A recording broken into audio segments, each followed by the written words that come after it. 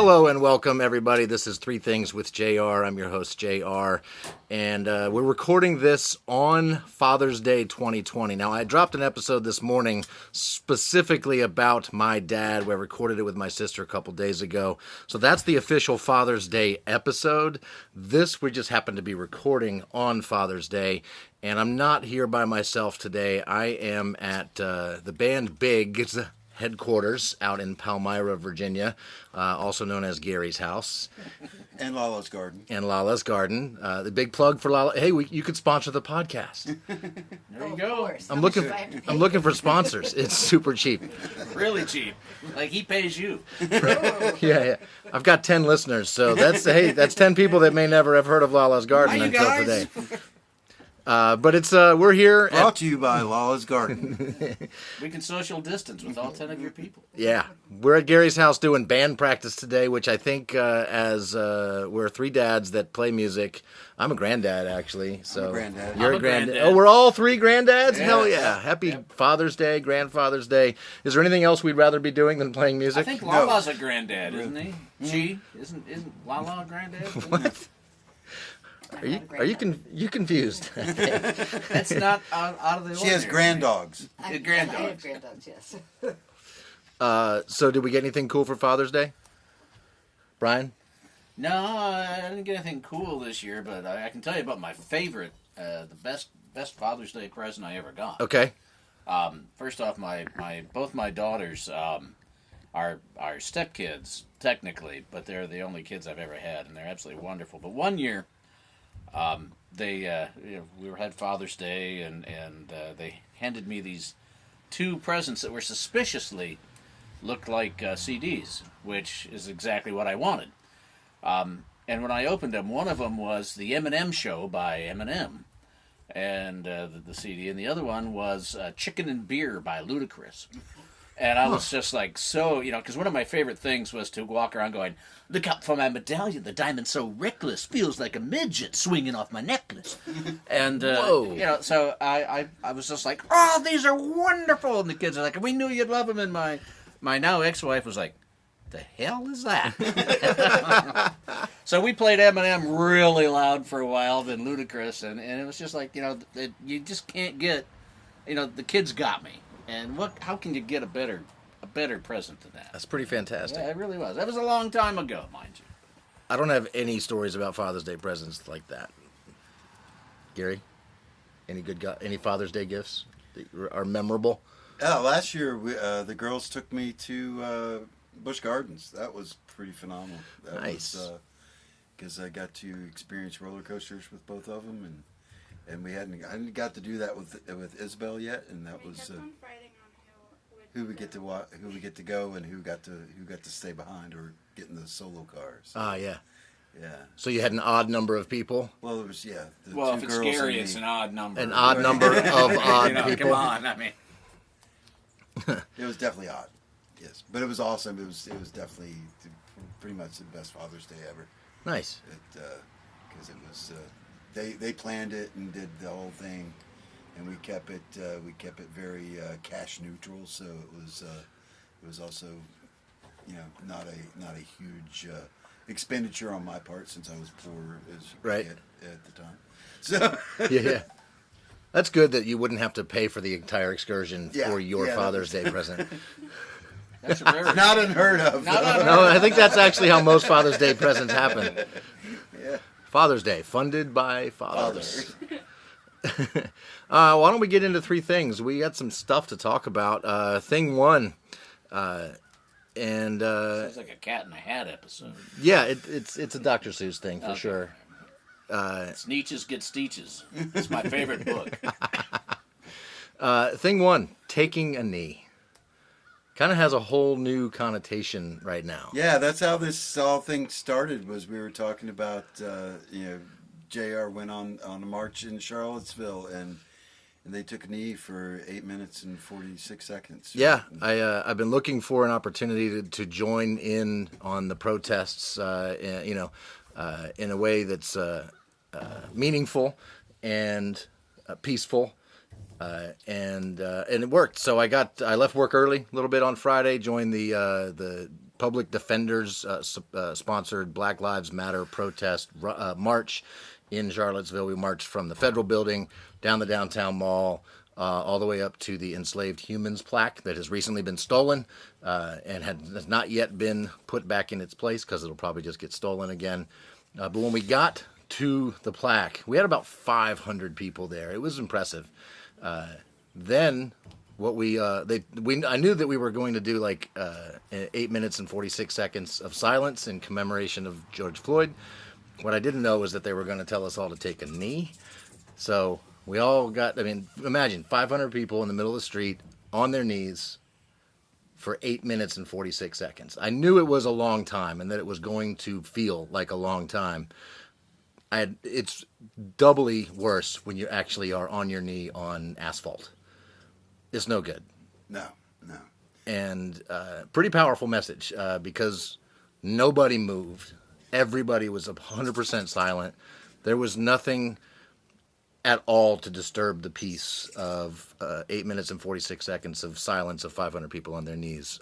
And man, pretty powerful stuff. Yeah, but when we were talking about this earlier, it was like it's taken on a whole new meaning now, taking a knee, because that is how George Floyd died. It's not just it's not a protest anymore. It's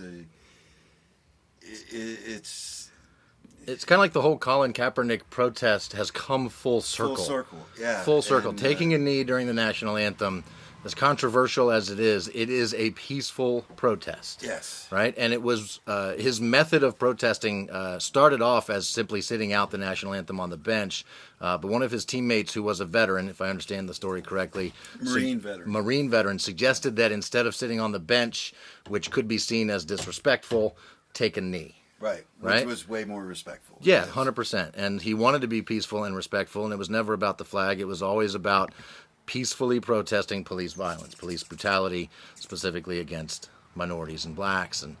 And so to have George Floyd die by 8 minutes and 46 seconds of a cop's knee on his neck, really, it's kind of crazy to think about.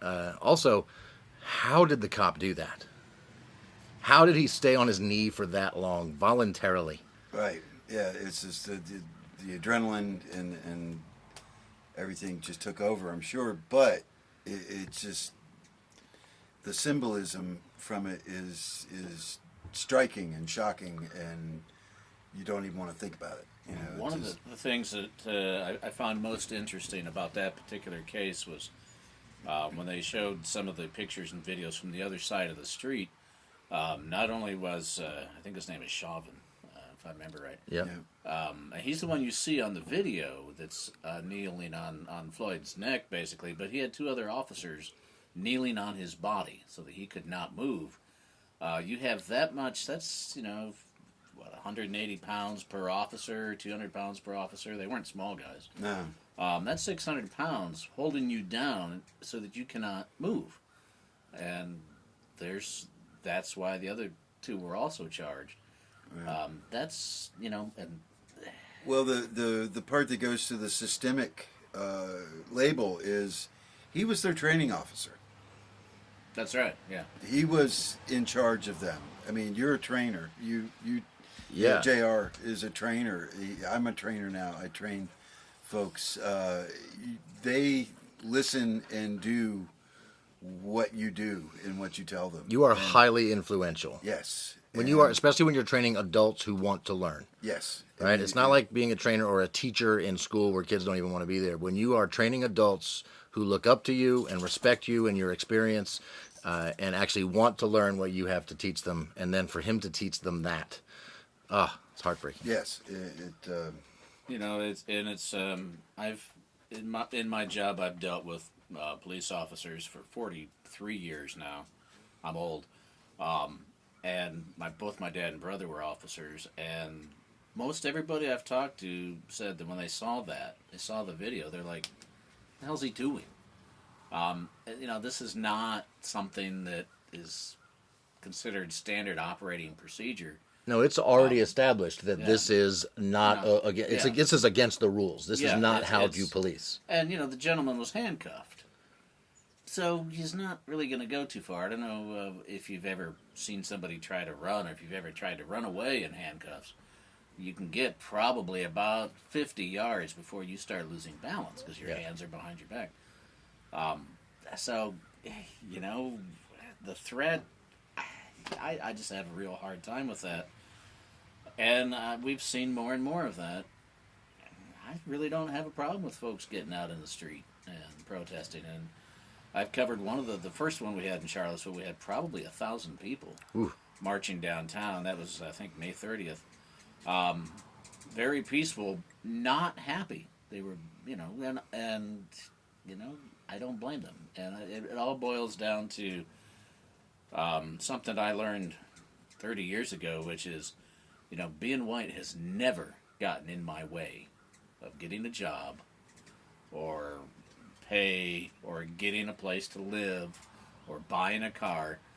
You know, it has never been a problem. And, you know, you can hide your religion, you can hide a lot of things, but you cannot hide your race. People know if you're white, people can look at you and say you're black. You can take off your you know, I was in the park on August, was it 12th, 2017?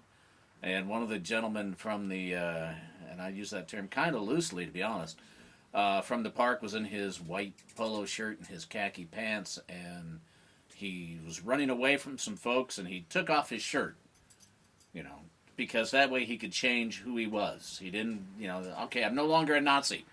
He throws his shirt away. But the other folks, they cannot change their color. And no matter what you do, you are obviously who you are. And, you know, that's... I've seen it happen over time, and you know, I think people in a way need to get into the streets and they need to protest this and they need to say enough is enough. I mean, who can actually admit, who can say that Aunt Jemima was not a racial character? I knew that in 1970. You know, Uncle Ben, come on, you know, these are things we need to look at, and if we're not willing to look at ourselves and look at our neighbors and look at our society and go, all right, this sucks, this ain't right, let's change it, then who are we? And I think that's what we're doing now, is trying to figure out, who are we? Where can we go from here? Where do we go from here? That's a damn good question.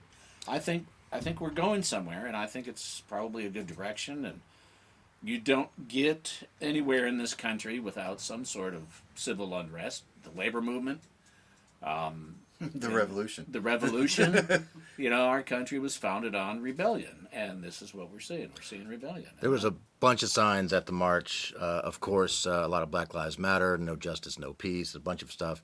The best sign I saw, and I may not be remembering it word for word, but it was a short sign. It simply said, "I'm excited for the changes that are coming."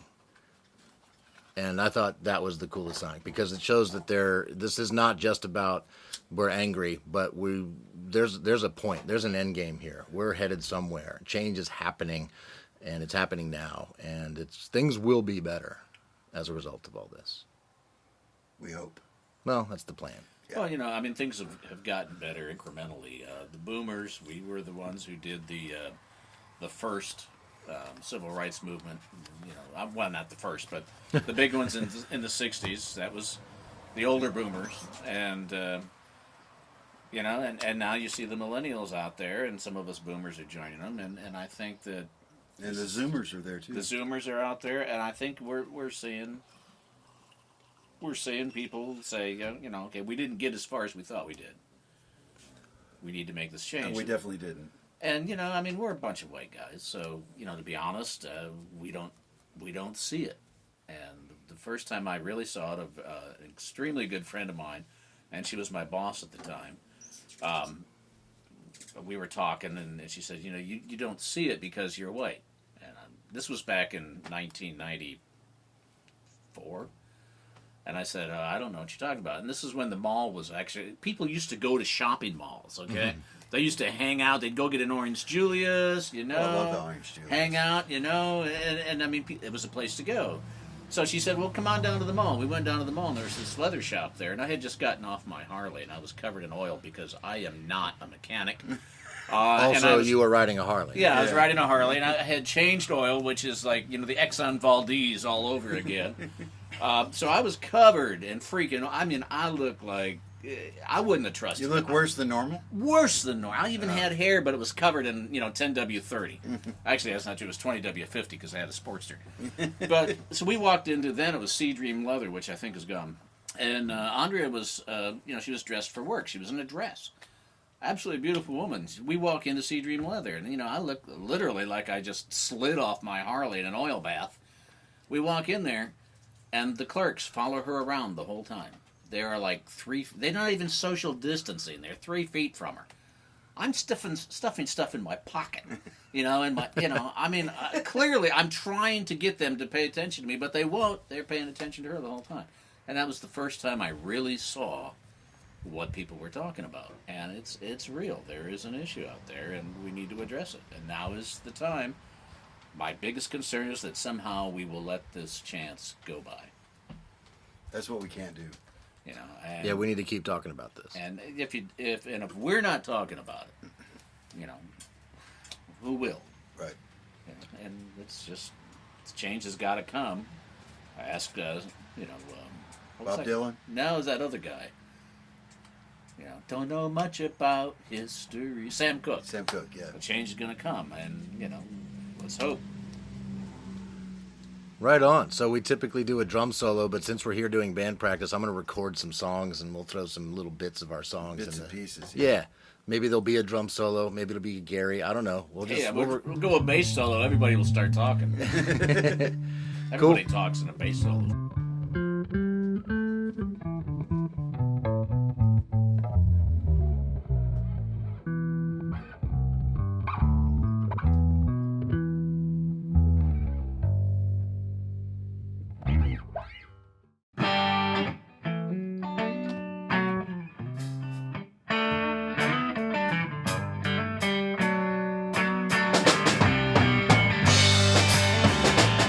People who love always love people. People who care put their souls on the line. People of faith, something to live for. People who hate just wasting their life. Black lives matter. That's the shit down. We don't swim together, we will shut it down. Sharks in the water, searching for blood. The only thing will save us, good old-fashioned love. And we are back. And it's time for Thing 2, which is typically something about music. It could be really anything from pop culture. And I stopped Brian earlier because he was about to tell us about how he interviewed Tina Fey. And I said, no. That's Thing 2. Tell us. I love Tina Fey. She is beautiful. She is talented. She is funny. She is smart. She went to UVA and wrote a book about her life and talked about Charlottesville and hiking Old Rag. It's just, I am absolutely in love with Tina Fey. You interviewed her though, so I am totally jealous. What do you have to say about that? Well, I was very lucky. I worked for the Daily Progress since God kicked Adam out of the.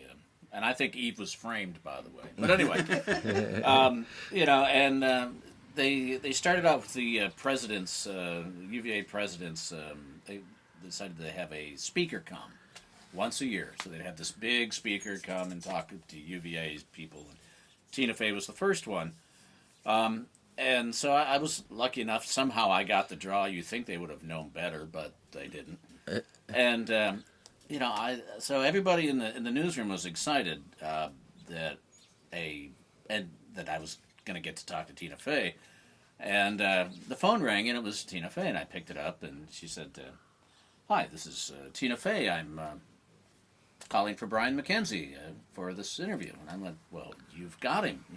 And then before she could say anything, I don't know what possessed me, but I said, "Miss Fey, I want you to know that I'm your biggest fan." Oh, you went straight on full creep. Yeah, and oh yeah, definitely. Went straight on Brian. And there was just normal for him. There was the newsroom. All these people started looking at me, and I have no idea what's coming out of my mouth. And she said, really? And I said, I have your photograph on all of the walls and the ceiling in a little room in my basement. And there was silence, and all the folks in the newsroom are looking at me like, hey, you're an idiot! What the hell are you doing? And there's this silence, and I'm like, what am I saying? And there's this silence, and she goes, and I get to live there forever? I said, that'd be so cool! And then she just started, and after that, it was just, we picked on each other. She's very funny. She's easy to deal with. She's actually, when you interview celebrities, you're really happy when one of them turns out to be who you hope they are. And, she told me these wonderful stories about how, and I said, so what'd you do during, your time at UVA? And she said, well, to be honest, most of the time I was sewing costumes for the drama department. Everybody else was going out drinking. Tina Fey was sitting at home sewing costumes for the drama department. It's just nice when you run into somebody who's actually fairly normal, especially when you're not, like me. And, it was, we had I said, does it bother you that your best-selling movie you never appeared in? It was just your voice. And it's a Disney movie. I can't remember what it was. She went, oh my God, that's it!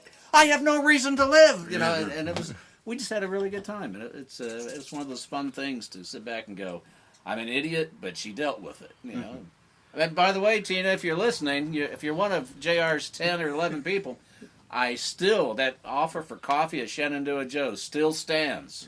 So. I'm going to tag her when I post this on You should. She'll definitely hear about it, I'm sure. You didn't make the mistake of asking her about that scar on her chin, did you? I don't believe I did. She doesn't like it when people ask about that. That was probably a terrible gardening accident. It's best left not discussed. As far as I know, she's not divulged to the public how she got that scar.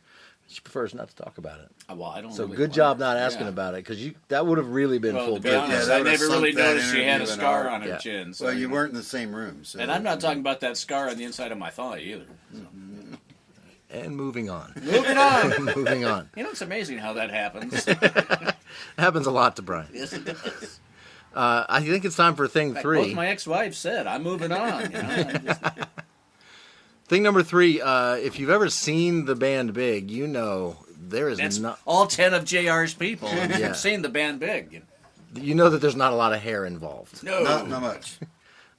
We are 2 3/4 bald. Easily, yes. Yeah. Yeah. So Gary and I rock we have 100% bald. We shave our heads on a regular basis. We do try to compensate with a pretty kick-ass beard, I gotta say. Yours is looking good today. Oh, thank you. Thank you very much. I've been grooming. Nice. Yeah. It's good. I groom mine about once a week. Every 10 days or so. Yeah. It's really I good. sprinkle mine with some of that, Job's plant spike stuff, and, a little Miracle Grow. And Yeah. see if I can. Hasn't worked well. So I think what I still look homeless. What we've determined, though, is that, and I've felt this for a long time, if you start going bald at an early age like I did, there's a reason for that. It's because you have a beautiful head. People need to see your head. Yes, they do. Right? And so people that don't go bald right away, Look at lettuce. people that maintain a full head of hair all the way until very late in Charlie life, Pasterfield, we're talking to you Yeah, directly. we hate you, bro. I guarantee you, underneath that beautiful head of hair is a lumpy mess of a head. Well, the guy plays guitar and bass. Yeah. And does well You at can't both. trust him. No, man. Not at all. He dances on bars. You know what I'm saying? Hey, I resemble that remark. Yes, you do. I had a coworker who had a full head of hair, still does, but he went through like a midlife crisis type thing and shaved it all off. What's up with that? And it became very obvious that my theory is true. His is so lumpy, horrible. Like, he did not look good bald at all. Let it grow back right away because he realized his mistake. So what's going on right now, though, is that Brian's still rocking hair around the back and the sides. There's a reason for that. Okay. The You folks- got to have a really good reason It for is, us, because we've got the there's- trimmers ready. We can trim got- that shit there right are- now. There are 3 people, well, not 3 anymore, because some of them have moved on to, they've gone to a better place, meaning they got better jobs. But, I've had like 3 people who had full heads of hair. Just like thick, full, and they shave them. And I thought, well, I was just going to shave my head and go, what's that, Mr. Clean sort of Yul Brynner look. You gonna get the earring too? Or the big, or the big look. And these guys shave their head, and I'm like, well, you got a full head of hair in your shave, so hell with you. I'm just going to grow it over along the side and look really dorky. And dork has been my sort of my look for a long time. So Brian does have a pretty good collection of cool hats, so it kind of makes up for it. We all wear hats sometimes, but Brian's got the coolest hats for sure. But I still think the right thing to do is to remove all of the rest of your hair, Brian. So I think we should take a poll of all your massive. Yeah. If you guys go ahead and email in. If you're listening on, send one with a stamp, snail mail. Send that in. As you're listening to this, self-addressed stamped envelope. Because the last thing anybody wants is these guys to be your hairdresser. I'm just saying. Hey, maybe we could send out locks of his hair. Yeah. Oh yeah. Right. And we can donate to Black Lives Matter. It's silver, so it's got to be good. It's got to be good. Most of it. It's a little bit gold. There's a little platinum. There's a little in gold there. and A little silver. platinum in there. A little platinum. Yeah. This is expensive hair here, folks. Damn straight. That's right. Cost me 62 years. I think that's a winner. I think that's what we're doing. I think if you're listening to this on Apple Podcasts, you can go write a review and rate the podcast. So as you're doing that, we're not even online, and it's already popped up. I just got a thing that said shave it. Shave it. Shave it. Yeah, there you go. Well, that's because Lala sent that. No. I let Gary cut my hair. It's good. Izzy, who cuts your hair? So what does that cost per hairdressing? Probably like $40 or $50. $40 or $50 to take care of that. We do it for free. You know how much we spend on hair maintenance? I used to cut my own hair, so Not as badly as your sister did. I do cut mine. I have a little zip thingy but Yeah. I always put a number 3 on it. Ooh, never number 3. Well, I went with a number 6 for a while, but it looked dorky, so I went with a 3. Except for the last time I cut my hair, and I had it all nice and trimmed with, I think, a 3. And then I started trimming my mustache, and, because you take the guard off to trim your mustache. And then I realized I'd missed one spot, so I went up and kind of like, So then I had, You number should have 3. gone for the gusto, man. Number that was 3 the with a time. 0. Missed opportunity. Yeah. Number 3 with a 0 right in the side of my head, so I had to shave it all off. So you have seen your entire head. Yeah, I have seen my entire head, and you don't want to see it. So I don't know. I think it's pretty gorgeous, personally. I Yeah. think it's. So please respond, reply. Facebook, donate. Twitter, Instagram. Yeah, Just all let those us things. know what you think Brian should do At with the band big. Just go shave the base. Shave the base. Hashtag shave the base. I love it. So yeah, this has been fun. I'm glad we did this. We should do this every time we have band We practice. should. 3 Things with JR. Find us anywhere you listen to podcasts, Spotify, Apple, Google, all the other places. Write us and review us and give us 5. And tell your friends about us because we'd like to have 12 people. yeah, listening to exactly. JR. I get paid for this podcast. You know how much I've earned so far in 14 episodes? 37 cents. More than that. Ooh. More Look than at that. you. You're buying beer next Almost time. exactly 3 times as much as that. Wow. $1.15. That ought to buy you some Coors Light. Yeah. That's about all that's worth. Thank you so much for listening. We're going to end this with another clip of a song we're going to go record down in the basement right now.